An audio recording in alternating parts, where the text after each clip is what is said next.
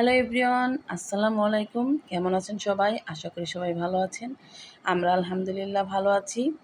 তারপরেও এই গরমের মধ্যে আসলে সবারই ভালো থাকা সম্ভব না, তারপরেও ভালো থাকতে হয়। আর এই গরমের মধ্যে কিন্তু কিছু কিছু খাবার একদম অ্যাভয়েড করা উচিত। আর আজকে আমি লতি চিংড়ি দিয়ে একটা তরকারি রান্না করব। আর লতাটা কিন্তু একদম ঠান্ডা, তাই এই গরমের মধ্যে আপনারা কিন্তু লতি দিয়ে যে কোনো মাছ, ছোট মাছ হোক, বড় মাছ হোক বা শুটকি মাছ হোক রান্না করে খেতে পারেন। শরীরটা অনেক ঠান্ডা থাকবে। তো চলেন দেখি কিভাবে আজকে লতি দিয়ে চিংড়ি মাছটা আমি রান্না করছি। আর এই রান্নাটা আমার কাছে ভীষণ ভালো লাগে, আশা করি আপনাদের কাছেও ভালো লাগবে। ফ্রাই প্যানে কাঁচামরিচ, পেঁয়াজ একটু লাল লাল করে ভেজে নিব। তারপরে এই তো দিয়ে দিচ্ছি হলুদের গুঁড়া, মরিচের গুঁড়া। তারপর দিয়ে দেব চিংড়ি মাছটাকে একটু ভালোভাবে ভেজে নেব। যাদের অ্যালার্জি আছে তারা কিন্তু এই গরমের মধ্যে চিংড়ি মাছটা অ্যাভয়েড করতে পারেন।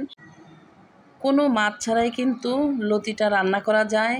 আর কাঁঠালের বিচি দিয়ে এই লতিটা যদি মাখিয়ে সুন্দর করে রান্না করা যায় তাহলে কিন্তু অনেক ভালো লাগে। মাছ দিয়ে দেওয়ার পরে আর এই তো পেঁয়াজ, রসুন, জিরা বাটা এগুলো একটু দিয়ে দিলাম। আর তার আগেই তো আমি হলুদ, মরিচ, নুন এগুলো দিয়ে দিয়েছি। এখন মাছটাকে ভালোভাবে কষিয়ে নিতে হবে। আর এই মাছটার নাম হচ্ছে হরিণ চিংড়ি। এটা সাতক্ষীরা থেকে আনা হয়েছিল। আর এই মাছগুলো তো খুবই সুন্দর দেখতে, একদম লম্বা লম্বা হরিণের মতোই দেখা যায়। তো যাই হোক, বেশ কিছুক্ষণ মাছটাকে কষিয়ে নিলাম।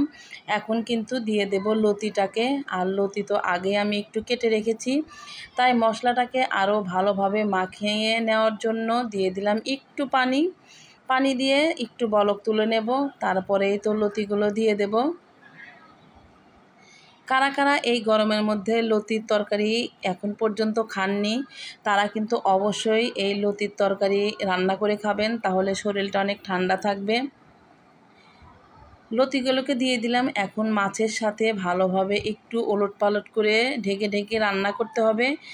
আরেকটা কথা, লতার তরকারি কিন্তু বেশি পানি দিতে হয় না, কারণ লতা যদি একটু শক্ত শক্ত থাকে তাহলেই কিন্তু ভালো লাগে। একদম নেতা নেতা হয়ে গেলে কিন্তু, হালুয়া হয়ে গেলে সেটা ভালো লাগে না খেতে। কষানোর পরে দিয়ে দিলাম একটু পানি। এখন ঢাকনা দিয়ে ঢেকে বলক তুলে নেব। আর একটু পর পর ঢাকনাটা তুলে দেখে নেব যে ঠিকঠাক আছে কিনা, আর লবণটাও ঠিক আছে কিনা। বলক উঠে গেছে, ঢাকনা তুলে একটু নেড়ে চেড়ে দিলাম। আর আমার বাসায় রাঁধুনি পাতা ছিল, সেই রাঁধুনি পাতা একটু উপর দিয়ে ছড়িয়ে দিয়েছি। আমার কাছে অনেক ভালো লাগে রাঁধুনি পাতা। আমি সারা বছরই মোটামুটি ফ্রিজে রেখে দেওয়ার চেষ্টা করি। যে যেখান থেকে দেখছেন অবশ্যই একটা লাইক দিয়ে আমার ভিডিওটি দেখবেন। আর দেখতে দেখতে যদি ভালো লেগে যায় তাহলে কিন্তু অবশ্যই আমার পেজটি ফলো দিয়ে রাখবেন।